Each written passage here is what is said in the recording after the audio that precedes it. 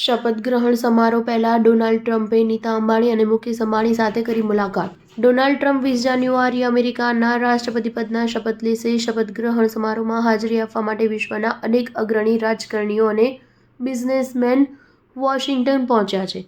Reliance ઇન્ડસ્ટ્રીના chairman Mukesh Ambani અને Reliance ફાઉન્ડેશનના chairperson Nita Ambani પણ વોશિંગ્ટન પહોંચી ચૂક્યા છે. ત્યારે શપથ ગ્રહણ સમારોહ પહેલા 19 જાન્યુઆરીએ અમેરિકામાં ડિનરનું આયોજન કરવામાં આવ્યું હતું, જેમાં અંબાણી પરિવારે હાજરી આપી હતી.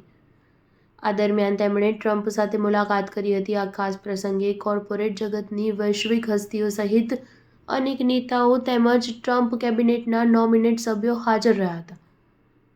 રિલાયન્સ ઇન્ડસ્ટ્રીના ચેરમેન મુકેશ અંબાણી અને રિલાયન્સ ફાઉન્ડેશનના ચેરપર્સન નીતા અંબાણીએ કેન્ડલ લાઇટ ડિનરમાં હાજરી આપી હતી. આ સમયે બંને ડોનાલ્ડ ટ્રમ્પને પણ મળ્યા હતા, જેની તસવીર પણ સામે આવી છે.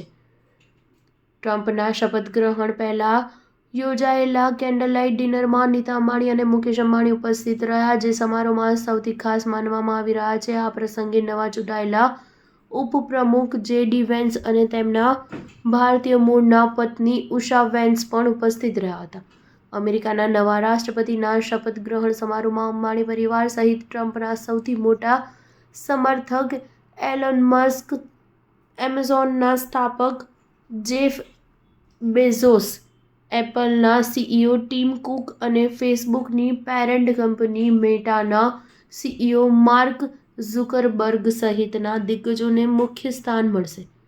તેની સાથે ભારતીય વિદેશ મંત્રી એસ જયશંકર પણ આ આયોજનમાં સામેલ થશે. સ્ટાર ન્યૂઝ 7 હંમેશા સચ્ચાઈની સાથે.